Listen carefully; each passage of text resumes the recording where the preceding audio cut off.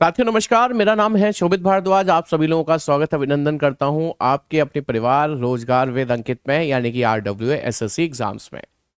सभी लोग जुड़ जाओ और मुझे कमेंट करके बताओ कि कौन कौन आ चुका है यहाँ पर। फटाफट से कमेंट कीजिए। अक्षय हैं, संदीप हैं, सोनम भाटी, शिवम शुक्ला, शिवा कुमार, वंदना मौर्य, विजय कुमार सैनी और कौन कौन है भाई। फटाफट से जुड़िए सभी लोग, सभी साथी जल्दी से जुड़ते जाएंगे।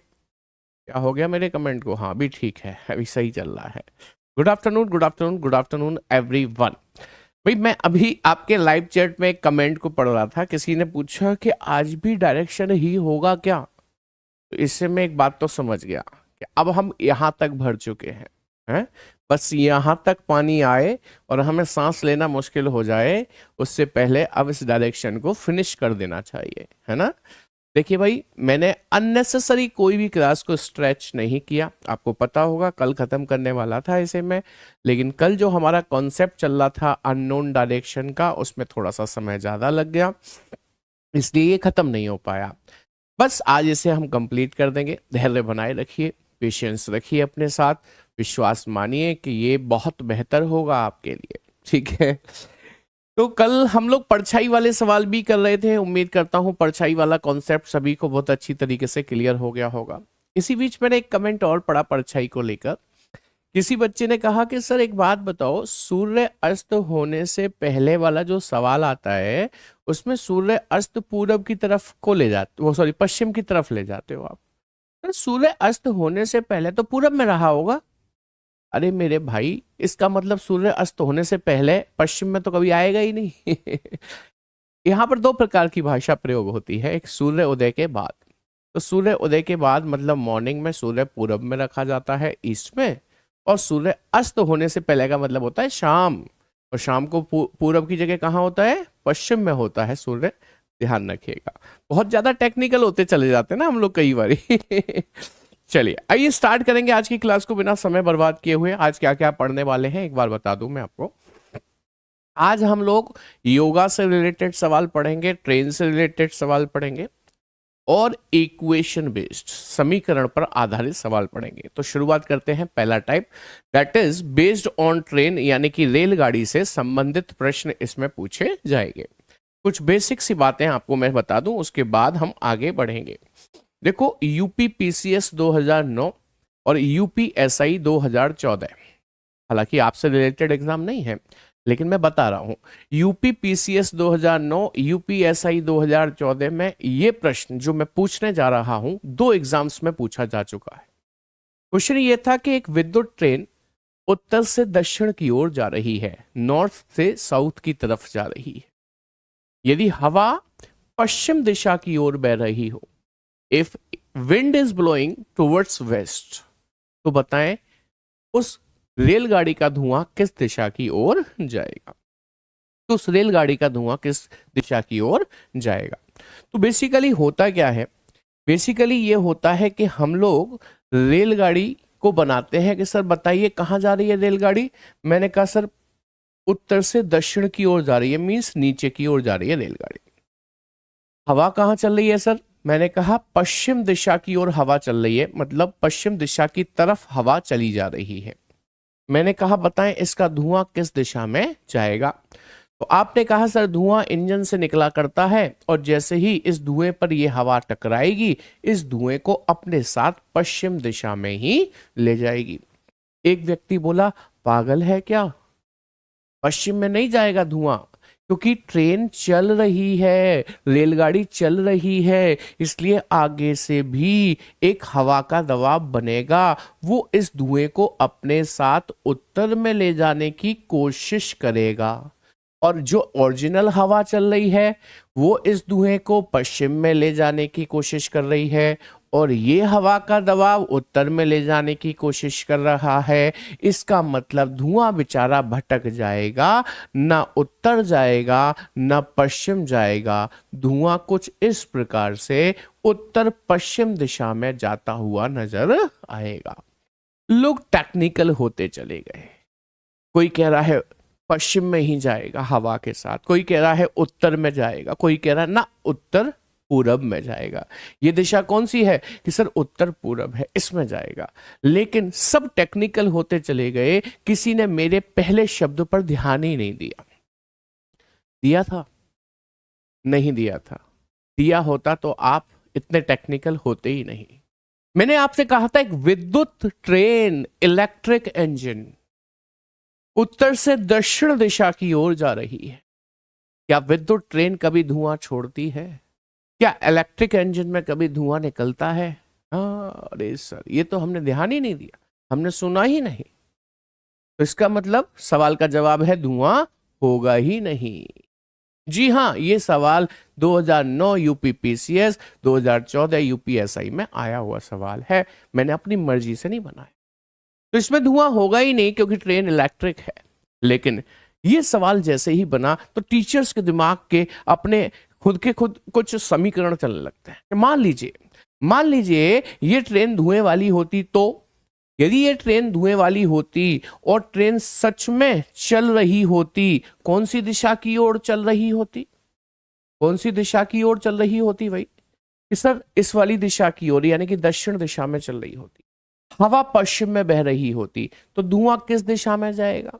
तो सर एक्चुअली हवा तो इसे पश्चिम में ले जाने की कोशिश करेगी, लेकिन आगे से भी हवा का दबाव बनेगा, वो इस धुएं को उत्तर में ले जाने की कोशिश करेगा, धुआं भटक जाएगा, इस दिशा में चला जाएगा। ये दिशा कौन सी है कि सर ये नॉर्थ है, ये वेस्ट है, तो बीच की दिशा नॉर्थ वेस्ट हो जाएगी। नॉर्थ वेस्ट को उत्तर पश्चिम कहा जाता है। तो ये आपका फर्स्ट केस है। फर्स्ट केस है ट्रेन का कि when train is running, train चल रही है, रनिंग में है, एंड विंड इज ब्लोइंग, यानी कि हवा भी चल रही है, तो उस केस में धुआं कुछ इस तरीके से जाएगा। क्या ये बात समझ में आ गई सभी के?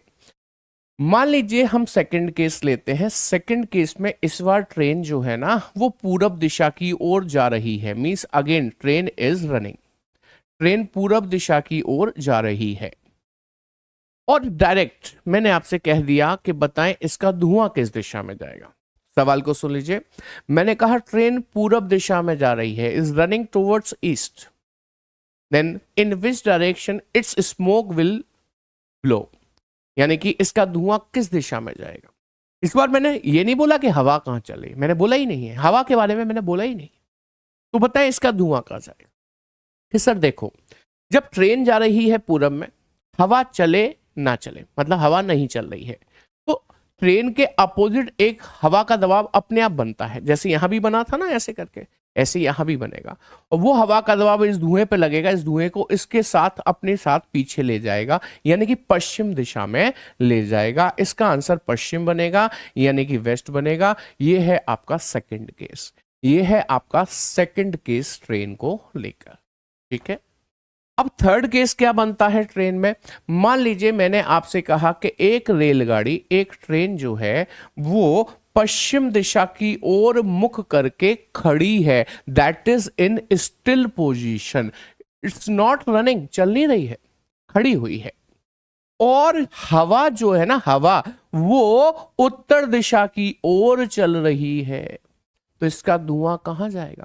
क्योंकि ट्रेन तो खड़ी है, आगे से तो हवा नहीं लगेगी इसको, तो ये वाली हवा जैसे ही इसके धुएं पे लगेगी, धुएं को अपने साथ उत्तर में ही ले जाएगी, यानी कि इस सवाल का उत्तर होगा उत्तर, यानी कि नॉर्थ। और ये हो जाता है हमारा केस थर्ड। इसमें यही केस बन सकते हैं ट्रेन को लेकर। क्या ये बात समझ में आ गई सभी के कि नहीं आ गई? बताइए भाई, क्या ये बात समझ में आ गई कि नहीं आ गई? ये केस कब बनेंगे? जब ट्रेन कोयले वाली, डीजल वाली है तो, यानी कि धुआं छोड़ती है तो। पेपर में विद्युत बोल दे तो धुआं नहीं निकलेगा, विद्युत ना बोलकर ट्रेन बोले तो मान लेना धुएं वाली ट्रेन है।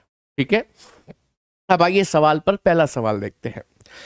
सवाल कहते हैं ट्रेन पश्चिम में जा रही है, तो पश्चिम दिशा मींस वेस्ट डायरेक्शन, मैंने इस साइड में चला दिया ट्रेन को। ठीक है, पश्चिम में जा रही है। उसी वेग से हवा उत्तर में जा रही है, मींस हवा की यदि मैं बात करता हूं तो हवा उत्तर दिशा की ओर जा रही है, ऐसे करके। बताओ धुएं पे लगेगी हवा, तो ये ऊपर ले जाने की कोशिश करेगी, लेकिन आगे से भी हवा का दबाव बनता ही बनता है, तो धुआं ना ऊपर जाएगा ना इसके साथ इधर जाएगा, धुआं भटक कर इधर जाएगा। बताओ, ये नॉर्थ है, ये ईस्ट है, बीच की दिशा नॉर्थ ईस्ट हो जाएगी, हिंदी में कहूं तो उत्तर पूरब हो जाएगी। प्यारे साथी, थम्स अप करके बताएंगे बात समझ में आ गई है। तो सिर्फ खड़ी हुई है और धुआं सॉरी हवा भी नहीं चल रही है तो आसमान में जाएगा, और आसमान में हमारे पास कोई दिशा तो है नहीं, इसलिए वो क्वेश्चन नहीं बनेगा। ठीक है, चलिए आगे बढ़े, अगला सवाल देखें। कहते हैं एक ट्रेन दक्षिण में जा रही है, तो मैंने दक्षिण दिशा यानी कि साउथ डायरेक्शन में ट्रेन को भेज दिया। नीचे होता है ना साउथ डायरेक्शन, दक्षिण दिशा में जा रही है, हवा पूरब से आ रही है, यानी कि पूरब से आ रही है, ऐसे आ रही होगी पश्चिम की ओर। ठीक है, पूरब से आ रही है, धुएं पर लगेगी, इसे यहां ले जाने की कोशिश करेगी, लेकिन आगे से भी हवा का दबाव बनेगा, तो धुआं ना तो यहां जाएगा ना इसके साथ यहां जाएगा, धुआं भटक जाएगा, यहां जाएगा। ये नॉर्थ है, ये वेस्ट है, धुआं जाएगा नॉर्थ वेस्ट में, नॉर्थ वेस्ट यानी कि उत्तर पश्चिम में। पहला विकल्प करेक्ट आंसर। बताइए, कोई रॉकेट साइंस तो नहीं है क्या? और धीरे धीरे बताने की जरूरत है इस सवाल को। मैंने पहले ही बेसिक आइडिया आपको दे दिया कि कैसे ट्रेन काम कर रही है, कैसे उसका धुआं जा रहा है, समझ में आ गई होगी बात। चलिए आगे बढ़ो, एक सवाल और देखो। कहता है ट्रेन उत्तर से आ रही है, उत्तर से आ रही है मतलब दक्षिण में जा रही होगी ना, उत्तर से तो आ रही है। रुकी हुई ट्रेन में धुआं कैसे? क्यों? रुकी हुई ट्रेन स्टार्ट खड़ी हो तो धुआं नहीं छोड़ सकती है? हाँ जी, उत्तर से आ रही है, इसका मतलब जा कहां रही होगी? दक्षिण में। क्या बोल रहा है देखो, एक ट्रेन उत्तर से आ रही है, उत्तर में जा रही है नहीं बोल रहा है, उत्तर से आ रही है मींस दक्षिण में जा रही हो। ठीक है, हवा पश्चिम से आ रही है, पश्चिम से आ रही है मतलब हवा ऐसे पश्चिम इधर होता है ना, पश्चिम से आ रही होगी और पूरब की ओर हवा जा रही होगी। धुआं ये रहा, एक दबाव हवा का आगे से भी बनेगा, ये इसको यहां ले जाने की कोशिश करेगी, ये इसको यहां ले जाने की कोशिश करेगी, धुआं भटक कर यहां जाएगा। बताइए, ये नॉर्थ है, ये ईस्ट है, बीच की दिशा नॉर्थ ईस्ट कहलाएगी, उत्तर पूर्व कहलाएगी। तीसरा विकल्प करेक्ट आंसर बन जाए। बोलिए जी, समझ में आ गई बात? कर पाएंगे ऐसे प्रश्नों को? तो मैं बहुत ज़्यादा समय इन पर ना लगाकर आगे बढ़ूंगा। आपके लिए कुछ क्वेश्चंस मैंने यहाँ ट्रेन से रिलेटेड बीच में छोड़ दिए हैं। मैं एक विशेष क्वेश्चन आपको जरूर कराना चाहूंगा, ये वाला, ये भी रेलगाड़ी से संबंधित है। देखिएगा जरा, सवाल कहता है तरुण शाम के समय एक रेलगाड़ी की ओर पीठ करके खड़ा है। Tarun is standing with his back towards a train in the evening. फिर कह रहा है जबकि उसका मुख सूरज की ओर है, while his face is towards the sun। यदि रेलगाड़ी का धुआं तरुण के बाएं हाथ की ओर जा रहा है, if the smoke of the train is going towards the left hand of Tarun, then in which direction is the train going। यहां पर एक व्यक्ति है और एक ट्रेन है, दो एलिमेंट हैं।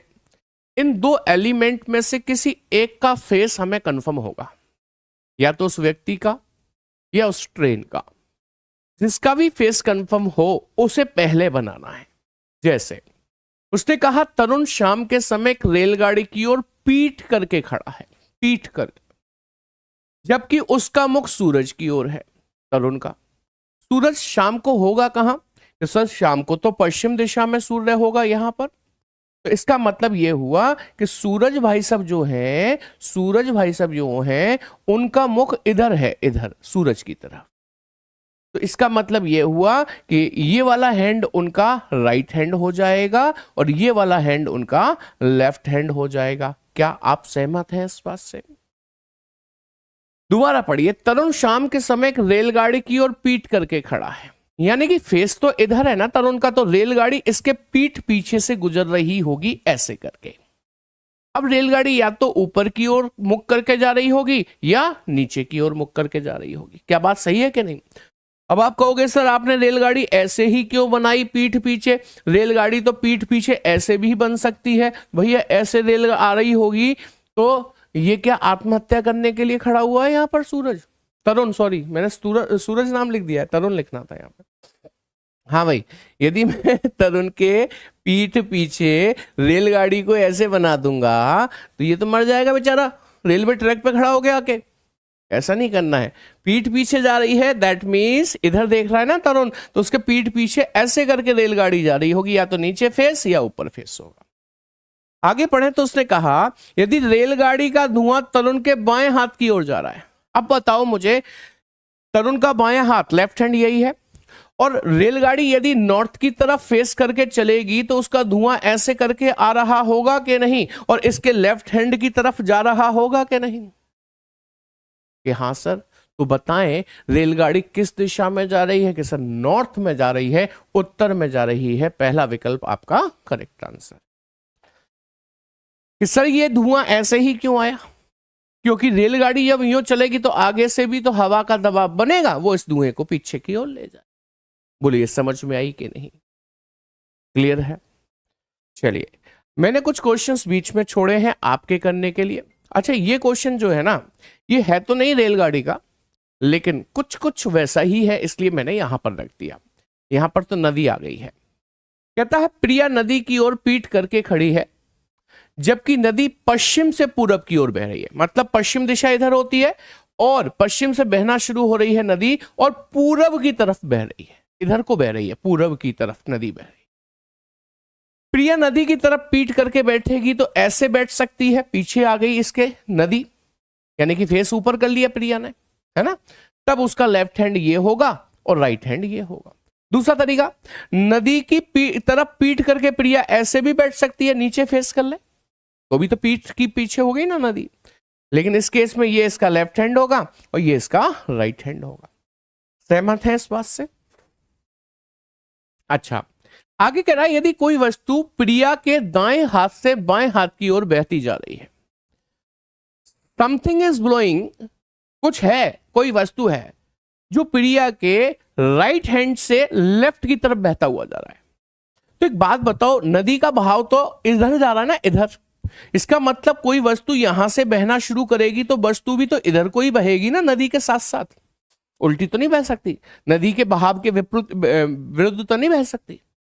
तो इसका मतलब अब आपको सेटिस्फाई करानी है कंडीशन, कोई वस्तु प्रिया के राइट हैंड से लेफ्ट हैंड की तरफ जा रही है। मुझे ये बताओ, ये वस्तु राइट हैंड से जा रही है आगे लेफ्ट की तरफ? नहीं सर, उल्टा जा रही है। तो इधर देखो, ये वस्तु क्या उसके राइट हैंड से चल रही है? हाँ, राइट से चल रही है। क्या बहते बहते उसके लेफ्ट हैंड पे आ जाएगी? हाँ सर, आ जाएगी।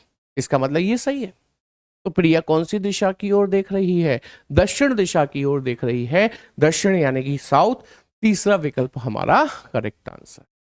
तो ऐसे केसेस में कोई एक चीज फाइनल होगी। जैसे पिछले में आपको उसका तरुण का मुख पता था कि वो सूरज की तरफ देख रहा है पश्चिम में, तो ट्रेन का बता दिया।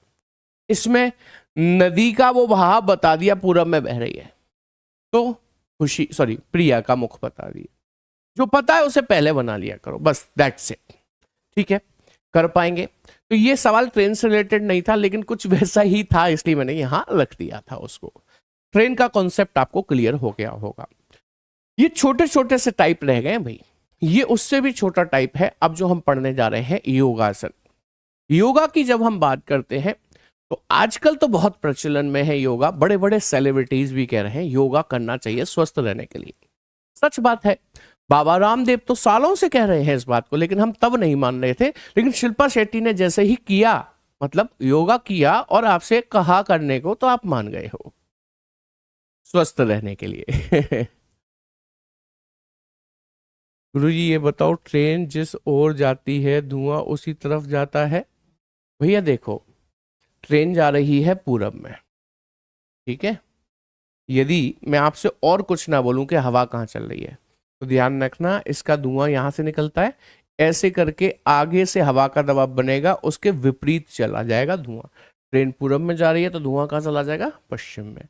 लेकिन मैं चाहता ये हूं कि आप चीजों को रटो नहीं, समझो। और मैंने पिछले टाइप में चीजों को समझा ही दिया है। ठीक है, तो शिल्पा शेट्टी का कहना मानकर आपने योगा शुरू कर दिया। योगासन में बहुत सारे आसन होते हैं, लेकिन यहां पर केवल और केवल शीश आसन की जरूरत होगी। शीश आसन जब सिर नीचे और पैर ऊपर हो जाए उसे शीश आसन कहते हैं। जब सिर नीचे होता है तो दुनिया उल्टी नजर आने लगती है। मेरे शब्द को ध्यान से सुन लेना, क्योंकि इसी शब्द का महत्व होगा इस वाले टाइप में। मैंने कहा जब सिर नीचे हो जाएगा, हम उल्टे हो जाएंगे तो दुनिया उल्टी नजर आने लगती है, उल्टी नजर आने लगती है। सवाल वहीं से बनते हैं। तो आइए कैसे सवाल बनते हैं ये जानेंगे। पहला सवाल है ये, लेकिन ये मैं अभी नहीं कराऊंगा, इसे होल्ड करिए। आप पहले ये सवाल करिए, पहला वाला बाद में समझेंगे, ठीक है। देखो, कोई कह रहा है क्वेश्चन नंबर 7 बताओ, कोई कह रहा है क्वेश्चन नंबर 8 बताओ। चलो भाई, मैं 7 और 8 को फटाफट से समझा दो। तुम देखो, तरुण शाम के समय रेलगाड़ी की तरफ पीठ करके खड़ा है, जबकि उसका मुख सूरज की ओर है। किसका? तरुण का। शाम के समय सूरज पश्चिम में है, इधर तरुण का मुख हो गया, तो ये लेफ्ट हैंड हो गया, ये राइट हैंड हो गया। ट्रेन उसके पीठ पीछे से जा रही है ऊपर की ओर, धुआं यहां से निकलेगा, ऐसे करके जाएगा। तो उसने कहा यदि रेलगाड़ी का धुआं तरुण के बाएं हाथ की ओर जा रहा है तो वाकई में धुआं इधर जा रहा है ना, तो ये इसके बाएं हाथ की तरफ ही जा रहा है। रेलगाड़ी किस दिशा में जा रही है? तो उत्तर दिशा में जा रही है, ठीक है। चलो कोशिश किया करो, एक बार में समझ जाओ। मैंने कहा इस सवाल पहले को छोड़कर हम इसको सॉल्व करते हैं पहले। चलिए, सबसे पहले आपके लिए आपके ओरिजिनल डायरेक्शंस क्या होते हैं? सर, एक उत्तर होता है, एक दक्षिण होता है, एक पूरब होता है, एक पश्चिम होता है। इंग्लिश में कहें तो ये नॉर्थ है, ये साउथ है, ईस्ट है और ये वेस्ट होता है। अब देखिए सवाल क्या कहता है। सवाल ये कहता है कि रमेश शीश आसन की स्थिति में है, मतलब पहले से ही वो शीश आसन की स्थिति में है, हेड डाउन है उसका, हेड डाउन है उसका। यदि उसका मुख दक्षिण दिशा की ओर हो तो उसका बायां हाथ किस दिशा में होगा? इस बात को ऐसे समझना, मैं अभी सीधा खड़ा हूं, सीधा, और मैं अभी यहीं की यहीं सिर के बल खड़ा हो जाऊं, अपना सिर इस बिंदु पर लगा दूं, तो मेरा जो फेस है, मेरी जो नाक है, वो नीचे की ओर हो जाएगी, यानी कि मेरा फेस दक्षिण में हो जाएगा। शीश आसन करने के बाद हो जाएगा। मैं ऐसे करके शीश आसन करूंगा, मेरा फेस दक्षिण में हो जाएगा, तो मेरा बायां हाथ, जब मेरा फेस दक्षिण में होगा तो मेरा बायां हाथ लेफ्ट हैंड इधर होगा, इधर मतलब पश्चिम दिशा में होगा। अब ये मत कहना कि सर करके दिखा दो, भाई बहुत मुश्किल है। अब ऐसे करके गर्दन झुकाने में ही चक्कर आ गए। मैं सर्वाइकल का पेशेंट हूं, आपके लिए वो तो करना पड़ गया मुझे। हाँ, मुझे मालूम थी बहुत से लोग होंगे यही कहेंगे करके दिखाओ सर, करके दिखाओ। मेरे पास ट्रिक है, करके दिखाना नहीं पड़ेगा मुझे। ट्रिक क्या कहती है? उल्टा होना कठिन है ना, उल्टा होकर चीजें समझ नहीं आती ना, कोई बात नहीं, आप सीधे खड़े हो जाओ। सीधे मतलब पैर के बल।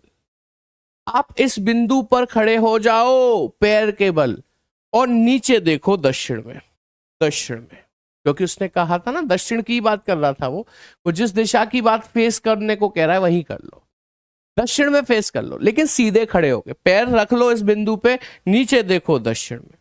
बताओ बायां हाथ कहां जाएगा? लेफ्ट हैंड इधर जाएगा, इधर। इधर कौन सी दिशा है? कि सर पूरब, उसका रिवर्स कर दो। पूरब का रिवर्स होता है पश्चिम, वही आपका आंसर है, बात खत्म। क्यों रिवर्स क्यों किया हमने सर? रिवर्स इसलिए किया। उल्टा क्यों किया सर हमने? उल्टा इसलिए किया क्योंकि आप इस बिंदु पर पैर के बल खड़े हुए थे, जबकि आपको उल्टा खड़ा होना था। आप उल्टे खड़े तो नहीं हुए, तो भाई कम से कम उत्तर आंसर को ही उल्टा कर दो, कुछ नहीं तो। क्या बात समझ में आई कि नहीं? कह रहे हैं सर ईस्ट होगा। ऐसा आप अभी नहीं, बात तक कहते रहोगे मुझसे सर आपने गलत कराया, ये होगा। देखो प्यारे साथियों, छोटे भाइयों और बहनों, टीचर तो बहुत स्टडी करके आता है, तो मैं ये नहीं कह रहा कभी गलत नहीं होता, चांसेस कम होते हैं उसके गलत होने के, लेकिन हम स्टूडेंट हैं, हम एक बार में ही ये कह देंगे सर आंसर गलत है, तो गलत होगा। आपको एक बार और सोचना चाहिए कि सर ने यदि पश्चिम बताया तो कोई तो बात होगी, कहीं मैं गलत तो नहीं सोच रहा हूं, सोच रही हूं। एक बार और सोचो, दोबारा समझो। मैंने कहा एक व्यक्ति शीर्षासन की स्थिति में, उसका मुख दक्षिण में है। मैंने कहा शीर्षासन मत करो, सीधे खड़े हो जाओ पैरों से इस बिंदु पर, दक्षिण में देखो। बताओ आपका बायां हाथ लेफ्ट हैंड कहां जा रहा है कि सर ईस्ट में। अपोजिट कर दो, ईस्ट का अपोजिट क्या होता है? वेस्ट। वही आंसर है, दैट्स इट, बात खत्म हो गई। ठीक है, नॉर्थ में खड़ा होगा तब क्या करेंगे सब देख लेंगे भाई, अभी पहले इस पर आ जाओ आप। ये लो भाई, आपसे चाहिए मुझे इसका जवाब। आपकी दिशाएं मैं यहां बनाए दे रहा हूं, ये उत्तर, दक्षिण, पूरब, पश्चिम। इंग्लिश में बात करते हैं तो नॉर्थ, साउथ, ईस्ट, वेस्ट। सवाल पढ़ो, मेरी पीठ आपकी तरफ है, अभी मुंह जैसे ही आपकी तरफ हो मुझे आंसर चाहिए आपसे। अरे वाह, बी आंसर दे रहे हैं, मतलब पश्चिम। बहुत बढ़िया, बहुत बढ़िया। हालांकि मैं बढ़िया कह क्यों रहा हूं, मैंने तो सवाल तक नहीं पढ़ा, अभी मैं कैसे कह दूं कि आपका सही है? सवाल तो पढ़ने दो मुझे। सवाल कह रहा है रमेश शीर्षासन की स्थिति में, मतलब सिर नीचे पैरों पर, उसका मुख दक्षिण में है, तो बायां हाथ किस दिशा में होगा? सेम वही चीज पूछ ली है, कोई बात नहीं। आप यहां खड़े हो जाओ, सीधे पैरों केवल दक्षिण में देखो, बायां हाथ लेफ्ट हैंड ईस्ट में गया, अपोजिट कर दो, वेस्ट आंसर आ गया, ये लीजिएगा पश्चिम। Very good. अरे ये कैसे खत्म हो गया? अभी एक सवाल और पीछे रह रहा है, इसे करना है। आइए इसे देखेंगे जरा, इससे जरा ध्यान से देखना, नहीं तो ये गलती करवा देगा, नहीं तो ये गलती करवा देगा। ध्यान से देखें, उसने पहले दिशाएं बना दूं आपकी, ये उत्तर, दक्षिण, पूरब और ये पश्चिम। देखिए भाई, नॉर्थ, साउथ, ईस्ट और वेस्ट। इस क्वेश्चन को मैंने लास्ट के लिए क्यों छोड़ा था, इस बात को समझना। अब आपकी समझ डेवलप हो गई, अब समझ डेवलप हो गई आपकी। अब देखो, सवाल कह रहा है महेश पूरब दिशा की ओर मुख करके सीधा खड़ा है। कैसे खड़ा है भाई? सीधा खड़ा है, मतलब वो अभी शीर्षासन नहीं कर रहा है, सीधा खड़ा हुआ है। कहां पे फेस किए हुए? पूरब में, यानी कि इस बिंदु पर खड़े होकर पूरब में फेस किए हुए हैं। बट कब? जब वो सीधा खड़ा है, पैरों के बल खड़ा है, फेस उसका ईस्ट में। अब वो हेड डाउन करेगा, आप देखना उसकी नाक पश्चिम में आ जाएगी, यानी कि अब उसका फेस कहां हो जाएगा? पश्चिम में। तो सवाल यहां से शुरू होगा कि अब जब उसने शीर्षासन की स्थिति में आया तो उसका मुख पश्चिम में आ जाएगा, पश्चिम में आ जाएगा कि नहीं आ जाएगा? यदि वह शीर्ष आसन की स्थिति में आ जाए तो उसका दायां हाथ किस दिशा में हो? जब ऐसे शीर्ष आसन करेगा, पश्चिम में आ गया ना उसका फेस, तो दायां हाथ राइट हैंड नीचे जाएगा, नीचे यानी कि दक्षिण, दक्षिण यानी कि south. C option is the correct one. अरे वाह, बहुत बढ़िया, आप सभी का आंसर सही। चलो एक काम करो, जैसे कि मैं आपके सामने यहां पर एक बार और डायरेक्शंस बना रहा हूं, north, south, east, west. Hindi में उत्तर, दक्षिण, पूरब और पश्चिम। ध्यान देना, मैं सवाल पूछूंगा, आंसर आप देना। अब मैं डायरेक्ट क्या बोल रहा हूं, सवाल पर ध्यान देना। मैंने कहा एक व्यक्ति शीर्ष आसन कर रहा है और उसका मुख पूरब दिशा की ओर है, ईस्ट में, तो उसका बायां हाथ लेफ्ट हैंड किस दिशा की ओर होगा? बताएं। शीर्षासन कर रहा है एक व्यक्ति और उसका मुख पूरब दिशा में है, तो उसका बायां हाथ कहां पर होगा? सर समझ नहीं आया, कोई बात नहीं, आप शीर्षासन मत करो, सीधे खड़े तो हो सकते हो यहां पर, और ईस्ट में देखो, देख रहे हो लेफ्ट हैंड कहां गया? ऊपर, यानी कि नॉर्थ में, उसका अपोजिट कर दो, वही आंसर है, यानी कि आंसर आ जाएगा साउथ। क्या मेरी बात समझ में आ गई आपको? मान लीजिए मैं आपसे कहूं एक व्यक्ति शीर्ष आसन कर रहा है, उसका फेस नॉर्थ में है, तो उसका राइट हैंड कौन सी दिशा में होगा? बताइए। नहीं समझ में आया? इस पॉइंट पर खड़े हो जाओ, उल्टे नहीं सीधे खड़े हो जाओ, ऐसे बताओ राइट हैंड कहां जा रहा है? ईस्ट में, अपोजिट कर दो, आंसर आ गया वेस्ट। आंसर आ गया वेस्ट। क्या ये बात समझ में आ गई? बस सीधे खड़े होकर देखना है अपना हैंड कहां जा रहा है, उसका अपोजिट कर देना है, आंसर आ गया। मैंने कहा एक व्यक्ति पश्चिम दिशा में शीश आसन कर रहा है, मतलब शीश आसन कर रहा है, मुख पश्चिम में है, तो उसका बायां हाथ, लेफ्ट हैंड कौन सी दिशा में जाएगा? जरा कमेंट करके बताओ। बायां हाथ कौन सी दिशा में जाएगा? सर हम यहां खड़े होकर सीधे खड़े हो जाते हैं, सीधे, और यहां देख रहे हैं पश्चिम में, तो बताओ बायां हाथ लेफ्ट नीचे जा रहा है, नीचे, यानी कि साउथ में जा रहा है। साउथ का अपोजिट कर लो, वही आपका आंसर है। आंसर आ गया नॉर्थ। ये अलग अलग सवाल कराने से आपका कॉन्सेप्ट और अच्छे से क्लियर हो गया। ऐसे करके थम्स अप करके भेजेंगे यदि बात समझ में आ गई है तो। जल्दी से थम्स अप कीजिए, बताइए मुझे। अपोजिट इसलिए कर रहे हैं बेटा जी क्योंकि हम सीधे खड़े होकर देख रहे हैं, हम शीर्षासन करके देख ही नहीं रहे, है ना। हम उल्टे तो हुए ही नहीं ना, सिर के बल हुए ही नहीं, इसलिए हैंड को बाद में उल्टा करे दे रहे हैं, अपोजिट करे दे रहे हैं। ये इसकी ट्रिक है। यदि शीर्षासन करके देखो कॉन्सेप्ट से तो कुछ भी उल्टा नहीं करना पड़े। ठीक है, आई होप पॉइंट क्लियर है। चलिए बढ़ते हैं आगे अगले टाइप की तरफ। सापेक्ष बिंदु ज्ञात करना, या आप कह सकते हैं सापेक्ष दिशा ज्ञात करना। सापेक्ष दिशा को इंग्लिश में रिस्पेक्टिव डायरेक्शन कहते हैं, यानी कि किसी एक पॉइंट के रिस्पेक्ट में किसी दूसरे पॉइंट को देखकर बताना कि वो कौन सी दिशा में है। हालांकि हम इन्हें प्रीवियस जो क्वेश्चंस करते हुए आ रहे हैं वहां भी कर चुके हैं, लेकिन ये एक सेपरेट टाइप भी है, तो मैं चाहता हूं कि एक बार कुछ क्वेश्चंस यहां देख लें। ठीक है, आइए देखिए।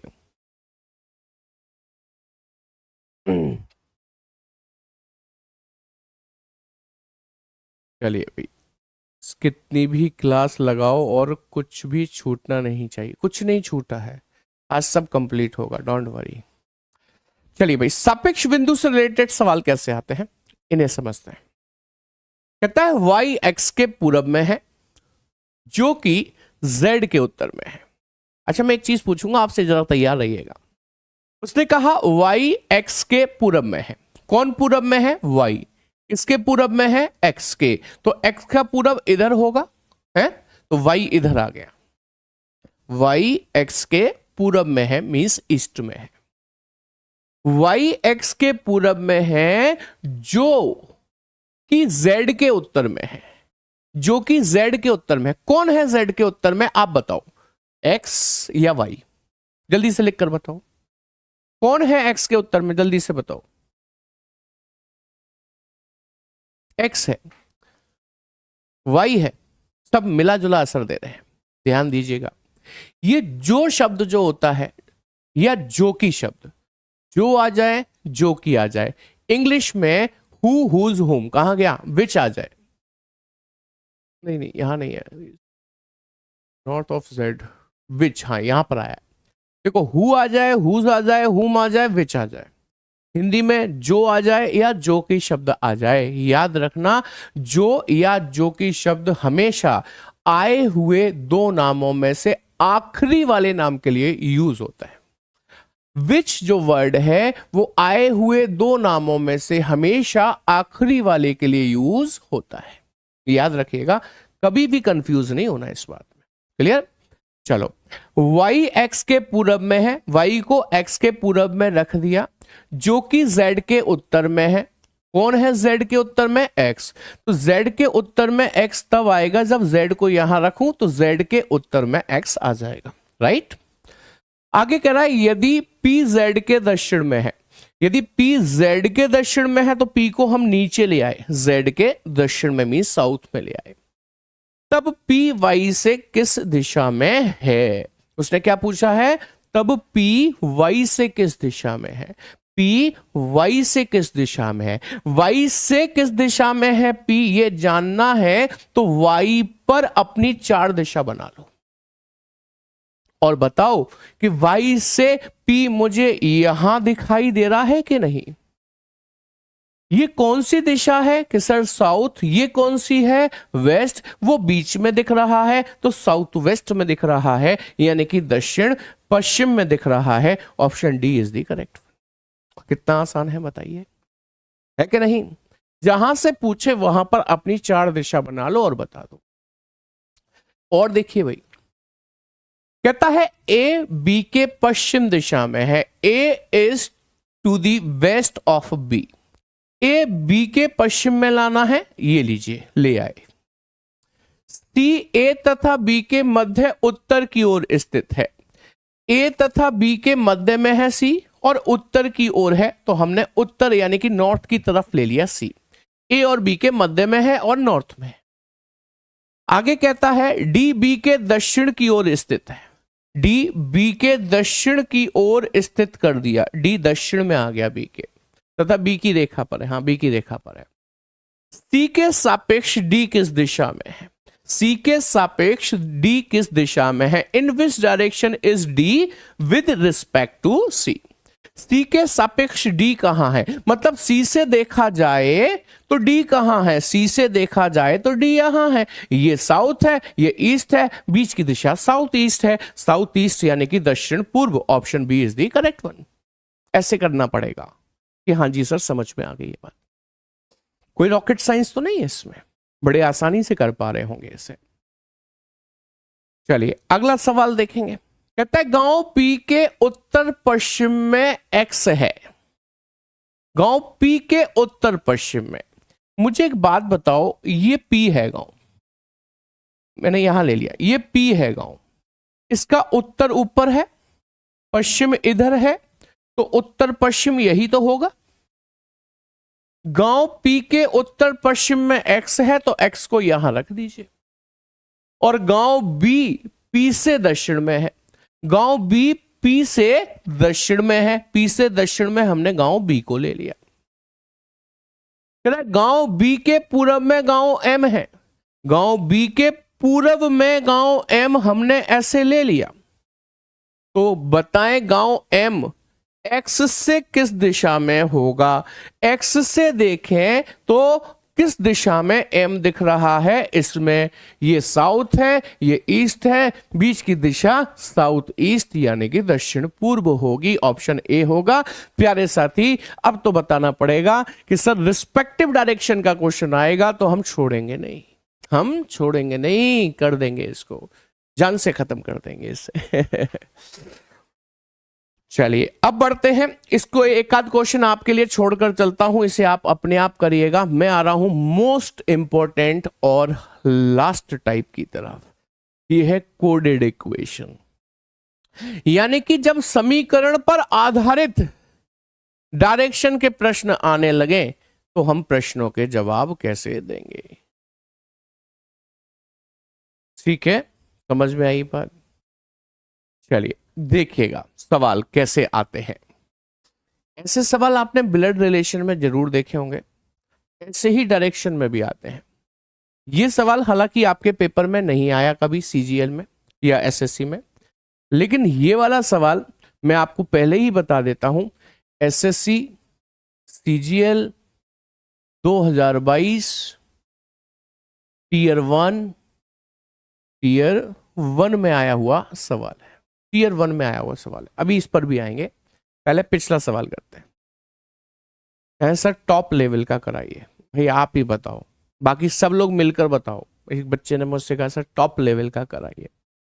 क्या मैंने आपको ये जो 8 क्लास लगाई हैं डायरेक्शन में, क्या आपका मन नहीं कहता कि मैंने आपको टॉप लेवल पर पढ़ा है? आप बताओ मुझे कमेंट करके, मुझे नहीं बताना इस बच्चे को, आप बताओ कि मैंने आपको बेसिक से लेके एडवांस लेवल तक पढ़ाया कि नहीं पढ़ाया। ये टॉप लेवल है कि नहीं है, जल्दी से बता दीजिए मुझे। On the top, on the notch, बताइए। जी सर है टॉप लेवल। 8 क्लास मैंने बातों में तो नहीं निकाली होंगी, आप भी सोचिए। और कोशिश करी हर टाइप में 2 4 5 ही प्रश्न कराऊं, ऐसा नहीं कि बीसीओ कराए हो कि उसमें टाइम पास किया हो। टॉप लेवल पर कराया आपको। एक बच्चा कह रहा नहीं सर। इससे ये मतलब साबित होता है कि हर किसी को संतुष्ट करना इतना आसान नहीं है। लेकिन कोशिश फिर भी हम करते रहेंगे आपके लिए। भाई मैंने बहुत अच्छे लेवल पर आपको पढ़ाया है, ये आपको तब पता चलेगा जब आप बुक्स के क्वेश्चन करेंगे, तब मुझे बताइएगा। ठीक है, चलिए पिछले क्वेश्चन की बात करते हैं। सबसे पहले कहता है यदि a इंटू बी का अर्थ है a b के दक्षिण में है, a प्लस बी का अर्थ है a b के उत्तर में है, a डिवाइड b का अर्थ है a b के पूरब में है, a माइनस b का अर्थ है a b के पश्चिम में है, तो p divide q plus r minus s में s q के सापेक्ष किस दिशा में है। ठीक है, चलिए इसे करते हैं थोड़ा सा छोटा, या रहने दो यही बना देंगे। देखिए इक्वेशन मैं थोड़ा सा बड़ा बड़ा यहां लिख देता हूं, p divided by q plus r minus s, ये इक्वेशन है। आपको इसे सॉल्व करना है और बताना है एस क्यू के सापेक्ष किस दिशा में है। आइए पढ़ते हैं। देखो P के बाद है डिवाइड, और डिवाइड का मतलब देखा जाए तो A डिवाइड B का अर्थ है A B के पूरब में है। अब मुझे ये बताओ, यहां तो A और B आए नहीं ना, यहां तो A और B आए नहीं, तो इसका मतलब यही तो हुआ कि A डिवाइड B का अर्थ है A B के पूरब में है, तो A है पहला व्यक्ति और B है दूसरा व्यक्ति, P है पहला व्यक्ति, Q है दूसरा व्यक्ति। इसे मैं ऐसे भी बोल सकता हूं, A डिवाइड B का अर्थ है, सॉरी, पहला व्यक्ति डिवाइड B का दूसरा व्यक्ति का अर्थ है पहला व्यक्ति दूसरे के पूरब में है। डिवाइड का मतलब क्या है, पहला व्यक्ति दूसरे के पूरब में है। पहला व्यक्ति P दूसरे व्यक्ति Q के पूरब में है, इसका मतलब यही हुआ, पहला व्यक्ति P दूसरे व्यक्ति Q के पूरब में है। ठीक है, अब ध्यान रखना दूसरा व्यक्ति ये लिखा हुआ है। अब Q प्लस R, तो प्लस का मतलब बताइए सर। प्लस का मतलब है पहला व्यक्ति दूसरे के उत्तर में है, इस बार पहला व्यक्ति Q है, पहला व्यक्ति दूसरे के यानी कि R के उत्तर में है, तो R के उत्तर में हमने Q को ऐसे करके रख दिया। ठीक है, R तक पहुंच गए हो, ध्यान रखना। R माइनस S, माइनस का अर्थ यहां पर दिया हुआ है कि पहला व्यक्ति दूसरे के पश्चिम में है, पहला व्यक्ति R है, दूसरा व्यक्ति S है, पहला व्यक्ति R दूसरे यानी कि S के पश्चिम में है। समझ में आई बात कि नहीं आई? पूछा क्या है हमसे, पूछा हमसे ये है कि एस क्यू के सापेक्ष किस दिशा में है। मींस क्यू से यदि मैं देखूं तो एस मुझे कहां दिखाई दे रहा है, यहां, ये है साउथ, ये है ईस्ट, बीच की दिशा कहलाएगी साउथ ईस्ट यानी कि दक्षिण पूर्व। बोलो समझ में आ गई बात? यदि नहीं आई तो मैं एक बार फिर से बताऊंगा, इसलिए पूछ रहा हूं समझ में आई बात कि नहीं आई। हम सब करके बताएंगे, सभी क्लियर है कि नहीं है?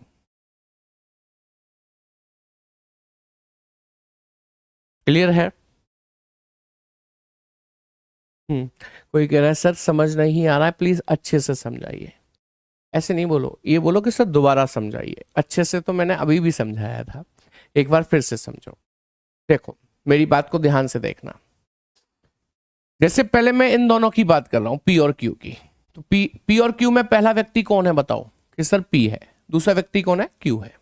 ठीक है, अब देखो P डिवाइड Q, डिवाइड का मतलब क्या है? पहला व्यक्ति दूसरे के पूरब में है, पहला व्यक्ति P दूसरे के यानी कि Q के पूरब में रखना है, पूरब में आ गया। ठीक है, अब देखो मैं Q और R की बात करूंगा, तो इसमें पहला व्यक्ति कौन होगा? Q, दूसरा व्यक्ति कौन होगा? R। Q plus R, plus का मतलब क्या दे रखा है? प्लस का मतलब क्या दे रखा है बताइए? पहला व्यक्ति दूसरे के उत्तर में, तो पहला व्यक्ति Q है ना, दूसरा व्यक्ति R है ना, R के उत्तर में Q है, तो R के उत्तर में Q आ गया। ठीक है, ठीक है। अच्छा, उसके बाद अब R से S की बात करूं तो पहला व्यक्ति R है अब, और दूसरा व्यक्ति S है। R माइनस S, माइनस का मतलब है पहला व्यक्ति दूसरे के पश्चिम में है, यानी कि R S के पश्चिम में रखना है, रख दिया, R S के पश्चिम में। पूछा है S Q के सापेक्ष किस दिशा में, मतलब Q से देखूं तो S किस दिशा में है? इसमें, ये कौन सी है? साउथ, ये कौन सी है? ईस्ट, साउथ ईस्ट आंसर हो गया दक्षिण पूर्व। समझ में आना कठिन थोड़ा सा इसलिए भी है क्योंकि हम पहली बार पढ़ रहे हैं ऐसे, है ना। अभी तक हमने आसान आसान चीजें पढ़ी थी तो हमें वाहवाही लगती थी कि हाँ ये बढ़िया है, आ गया समझ में। थोड़ा सा डिफिकल्ट होता है तो समझ में आने में दिक्कत होती है, तो उसमें कोई दिक्कत नहीं, आप 2 बार समझो, 3 बार समझो, 4 बार समझो, लेकिन समझ में आ जाएगा।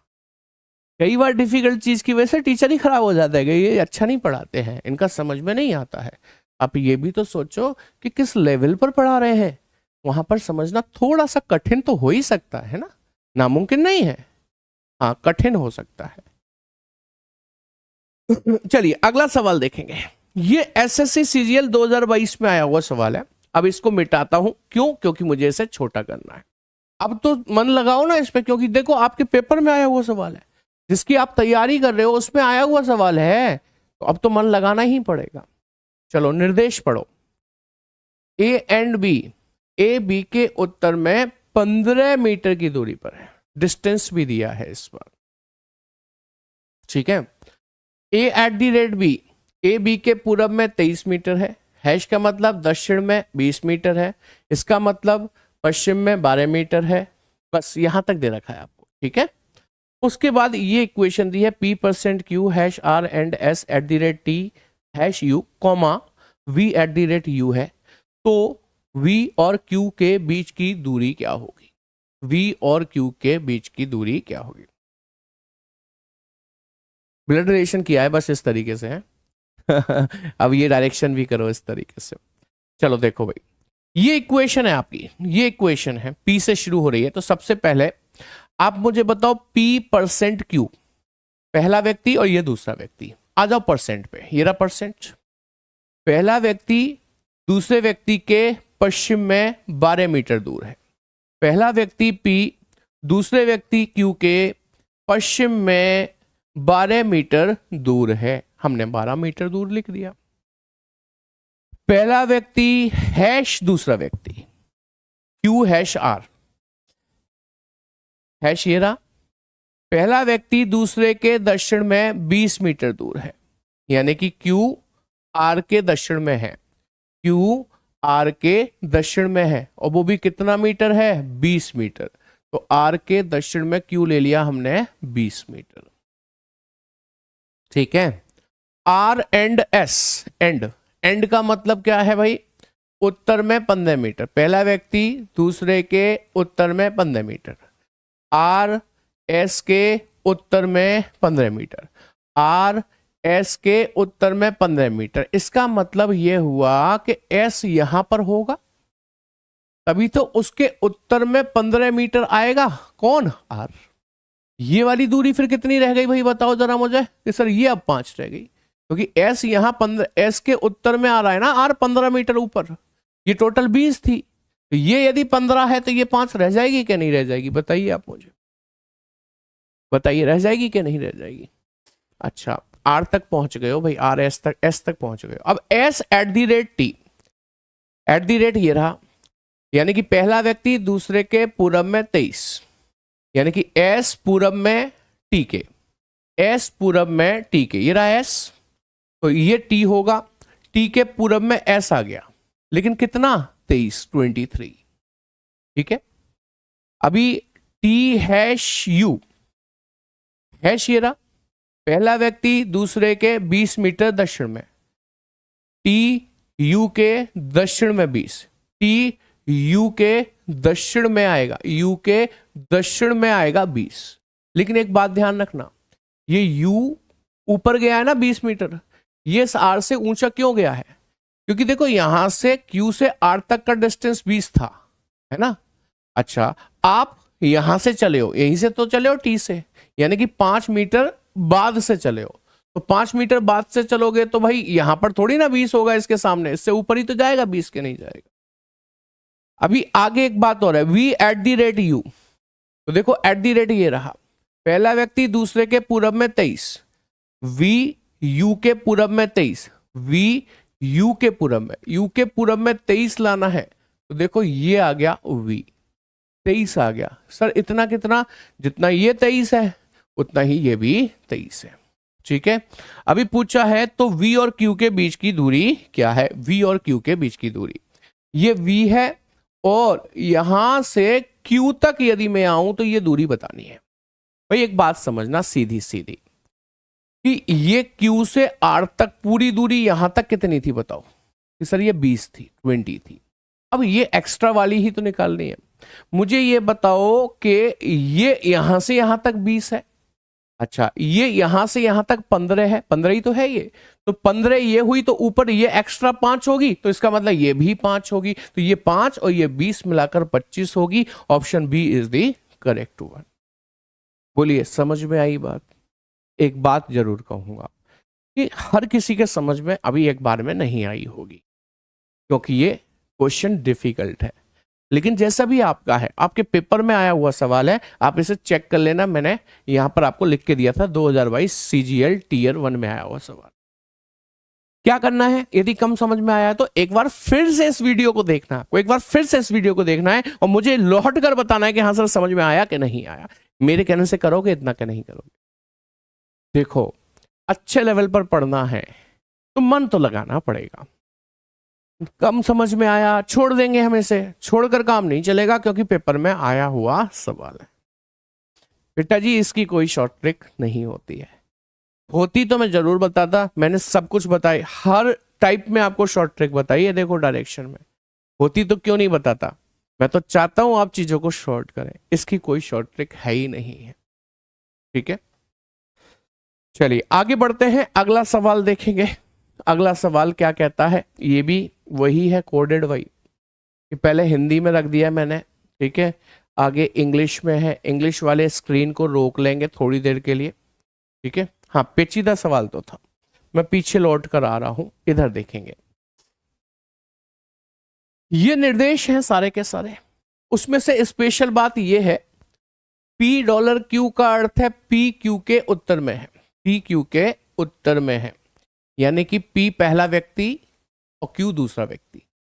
पी एंड क्यू का अर्थ है पी क्यू के पूरब में है। पी स्टार क्यू का अर्थ है क्यू पी के पश्चिम में है, मतलब इस बार क्यू को पहले ले लिया, यानी कि दूसरा व्यक्ति पहले व्यक्ति के पश्चिम में है। तो आपको इस बात का भी ख्याल रखना है, इस बात का भी ख्याल रखना है कि ये सीधी बात कर रहे हैं और ये उल्टी बात कर रहे हैं, ये उल्टी बात कर रहे हैं, ठीक है। अच्छा, ये तो कुछ अजीब ही बात कर रहे हैं, इनको देखो जरा, ये क्या बात कर रहे हैं। ये कह रहा है P at the rate Q R, दो लेटर आ गए, क्यू आर का अर्थ है पी क्षैतिज रेखा क्यू आर के ठीक मध्य में खड़ा है। पी क्षैतिज रेखा, क्षैतिज मतलब होती है लेटी हुई, क्षैतिज रेखा क्यू आर के ठीक मध्य में, इसका मतलब ये हुआ, ठीक है। अच्छा, इसे पढ़ना, इसका मतलब हुआ कि P ऊर्ध्वाधर रेखा QR के ठीक मध्य में। जब भी ये सिंबल आ जाए तो P ऊर्ध्वाधर रेखा QR के ठीक मध्य में। ऊर्ध्वाधर रेखा ऐसी होती है, ये QR ऊर्ध्वाधर रेखा है और इसके ठीक मध्य में P यहां पर आ जाएगा। इन दो पॉइंट का मतलब ये हुआ, स्पेशल पॉइंट्स हैं। समझ में आ गई बात? अब आइए, क्वेश्चन क्या कहता है। यहां पे एक नोट भी दिया है, जैसे पिक्स P6M, ये M नहीं है, मीटर है। P6 मीटर डॉलर क्यू का अर्थ है P क्यू के 6 मीटर उत्तर में, P 6 मीटर क्यू के उत्तर में, एंड सो ऑन, ऐसे चलेगा आगे। उसके बाद ये निम्नलिखित व्यंजक में G और C के बीच न्यूनतम दूरी ज्ञात करके बतानी है। G और C के बीच न्यूनतम दूरी कितनी है? ये इक्वेशन है इतनी बड़ी, पहले इसको सॉल्व करना पड़ेगा। आइए, C12 मीटर डॉलर S, अब मैं मीटर नहीं पढ़ा करूंगा, ठीक है, इसे बाद में पढ़ेंगे। ऐसे पढ़ूंगा C डॉलर S। बताओ भाई, डॉलर का मतलब क्या है? पहला व्यक्ति दूसरे के उत्तर में है, तो C S के उत्तर में हो जाएगा, C S के उत्तर दिशा में हो जाएगा। लेकिन कितने मीटर के? सर 12 मीटर, तो यहां 12 मीटर लिख दो। अब S star G, S star G, देखो स्टार का मतलब दूसरा व्यक्ति, ध्यान देना, दूसरा व्यक्ति पहले के पश्चिम में है, यानी कि G S के पश्चिम में है। S के पश्चिम में G को लाएंगे, वो भी कितने मीटर? 5 मीटर। S के पश्चिम में G को ले आए, वो भी 5 मीटर। अब G एंड J, तो एंड का मतलब ये रहा, पहला व्यक्ति दूसरे के पूरब में है, यानी कि G J के 3 मीटर पूरब में है। जी जे के 3 मीटर पूरब में है। ठीक है, अब देखो जे परसेंट के, तो देखो जी परसेंट का मतलब दूसरा व्यक्ति पहले के दक्षिण में है, यानी कि के जे के दक्षिण में 6 मीटर, जे के दक्षिण में के आएगा वो भी 6 मीटर। ठीक है, फिर के और ये वाला चिन्ह जेटी, के ये वाला चिन्ह जेटी है ना, का अर्थ है पी, यानी कि पहला व्यक्ति क्यू आर के ठीक मध्य खड़ा है और वो भी ऊर्ध्वाधर रेखा पर, यानी कि के जेटी के ऊर्ध्वाधर रेखा पर है, के जेटी के ऊर्ध्वाधर रेखा पर ठीक मध्य में है। इसका मतलब जे यहां कहीं होगा, है ना, ऊर्ध्वाधर रेखा, और टी यहां कहीं होगा, के मध्य में आ जाएगा। ठीक है, अच्छा इसमें दूरी दी थी क्या, हाँ 6 मीटर दी थी, तो 6 मीटर हो जाएगा, 6 मीटर हो जाएगा। इसकी जरूरत नहीं पड़ेगी वैसे, क्योंकि उसने हमसे पूछा जी और सी के बीच की दूरी बताओ, तो ये जी है और ये सी है, इन दोनों के बीच की दूरी निकालनी है, तो ये दूरी निकलेगी, ये 12 12 144 हो गया, है ना, और ये 5 का वर्ग 25 हो गया, 144 25 169 हो गया, रूट डाल दें तो 13 किलोमीटर हो गया आंसर। ये दूरी 13 किलोमीटर की होगी, ऑप्शन डी हमारा करेक्ट आंसर बने। बोलिए साथी, समझ में आई बात के नहीं आई? जल्दी से बताएंगे समझ में आई बात क्या नहीं आई। अभी समय बचा है तो मैं थोड़ा सा आगे बढ़ूंगा, कुछ मिसलेनियस क्वेश्चंस आपके लिए लेकर आया हुआ हूं, इसे छोड़कर सबसे पहले मैं आपको इस क्वेश्चन पर लेकर आता हूं। आइए देखिए और मुझे इसका जवाब देने की कोशिश भी करिए। जल्दी से बताइए सवाल क्या कहता है। क्वेश्चन कहता है, देखो भाई पिछले क्वेश्चन के लिए सजेस्ट करूंगा कि आपको दूसरी बार वीडियो देखनी पड़ेगी, सीखना चाहते हैं तो देखिएगा। ठीक है, यहां पर वही बातें मैं बताऊंगा तो आपका समय बर्बाद कर रहा हूंगा, है ना। जो चीज दोबारा आप देख सकते हो तो उसे मुझसे रिपीट ना करवाओ। रहा चित्र का अध्ययन करो। यदि एक व्यक्ति बिंदु ए से बिंदु बी तक पहुंचता है, बिंदु ए से ऐसे ऐसे ऐसे होते हुए बी तक पहुंचता है, तो उसे कितनी दिशाओं में चलना पड़ेगा? जल्दी से बताओ। अरे वाह, आंसर आ भी गया, मैंने इधर देखा ही नहीं। 17 दिशाओं में चलना पड़ेगा। अच्छा 17 वालों देखना जरा। बिंदु ए से आप चले तो सबसे पहले आप इस दिशा में चले एक, फिर इस वाली दूसरी दिशा में चले, फिर तीसरी, चौथी, पांचवी, छठवीं, सातवीं, 8, 9, 10, 11, 12, 13, 14, 15, 16 और 17 चलने के बाद बी पर पहुंच गए और आपने आंसर 17 लगा दिया। खुश हो गए, हमें रीजनिंग आती है लेकिन आपको नहीं आती है। 17 गलत है भाइयों, बदलो अपने जवाब को। कब बदलोगे? जल्दी बदलो, फटाफट से जल्दी बदलो अपने जवाब को। नहीं बदलोगे? अच्छा, सही पता ही नहीं है तो बदलेंगे कैसे हम? तो भाई उसने हमसे कहा यदि बिंदु ए से चलता है बी तक पहुंचता है तो उसे कितनी दिशाओं में चलना पड़ेगा? मेरे भाई दिशाएं तो जीवन में 8 ही होती हैं, तो उसे 8 दिशा में ही चलना पड़ेगा। 17 कहां से आ गई दिशाएं?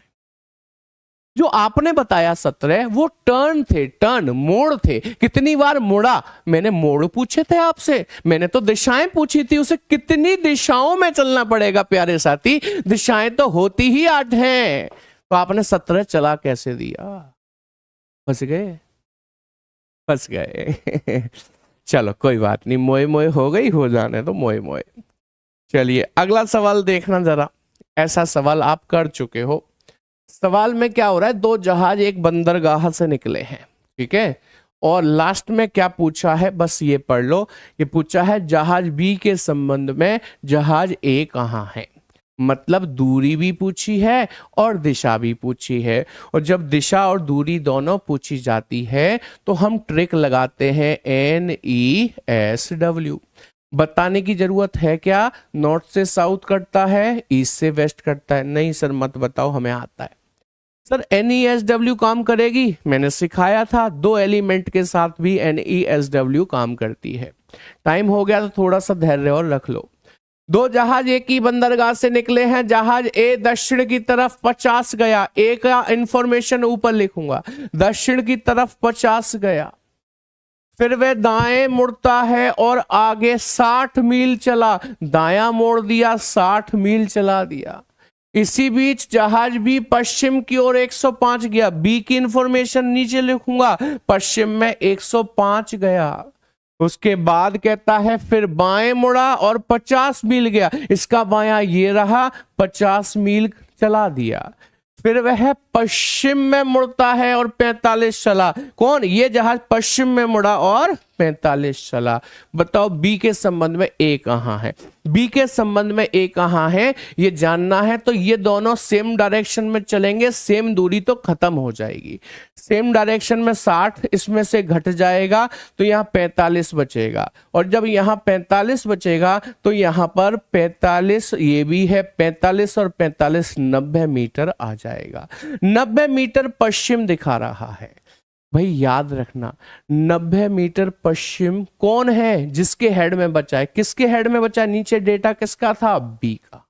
यानी कि बी जहाज ए जहाज से 90 मीटर पश्चिम में है, लेकिन उसने पूछा जहाज बी के संबंध में ए कहां है, तो ए पश्चिम में नहीं पूरब में होगा, 90 मील पूरब में, ऑप्शन बी। अच्छा 90 पश्चिम ऑप्शन में भी नहीं है, देखो आप। अच्छा है यहां पर ठीक है, option B is the correct one. अच्छा एक बार मैं आपको डायग्राम बनाकर भी दिखा देता हूं। दो जहाज निकले हैं, ए दक्षिण की ओर गया है 50 मीटर, इसे ए लिखता हूं और 50 मीटर लिखता हूं, ठीक है।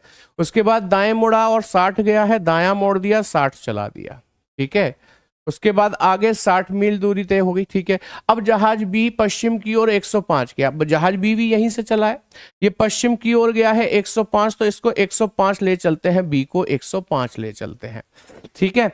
फिर वह बाएं मुड़ता है, 50 चलता है, बायां मोड़ दिया, 50 जितना ये है उतना ही ये भी चलेगा, ठीक है। फिर पश्चिम की ओर मुड़ता है, 45 चलता है, पश्चिम की ओर 45 यहां पर चलेगा, ठीक है। ये जहाज बी है, ध्यान रखना, यहां पर जहाज ए है, ध्यान रखना, ठीक है। अब मुझे बताओ जहाज बी के संबंध में ए कहां है, तो आप देखो बी के संबंध में ए दिखाई दे रहा है पूरब में, मैंने पूरब ही बताया। 90 मीटर देखो वही आंसर निकलेगा आपका, 90 मील, क्योंकि आप यहां से यहां तक की दूरी 60 105 में से घटा दोगे, ये 45 और 45 90 हो। आई होप समझ में आ गई बात। तो भाई आज हमने अपने चैप्टर को कर लिया, प्रत्येक टाइप को पढ़ते हुए, कुछ नहीं छोड़ा। ये इक्वेशन वाला टाइप भी मैंने करा ही दिया आपको, क्योंकि ये आपके पेपर में आ चुका है। उससे पहले ये बैंक में आया करते थे, लेकिन सीजीएल में आ चुका है, इसलिए मैंने आपको करा दिया। उम्मीद करता हूं अब डायरेक्शन आपका बहुत अच्छे से क्लियर हो गया होगा। आपको वर्कशीट अब मिलेगी, लेकिन कल नहीं मिलेगी। वर्कशीट मेरे को भी बनवाने में समय लगेगा, 1-2 दिन में आप तक पहुंच जाएगी, इसलिए वर्कशीट को लेकर अभी 1-2 दिन कोई कुछ नहीं कहेगा, ठीक है। कैसा रहा ये चैप्टर, कितने अच्छे तरीके से आपको ये चैप्टर समझ में आया है, ये कमेंट सेक्शन में जाकर जरूर बताइएगा। आज की क्लास में इतना ही रखते हैं। Thank you very much, good night, take care, जय हिंद क्लास।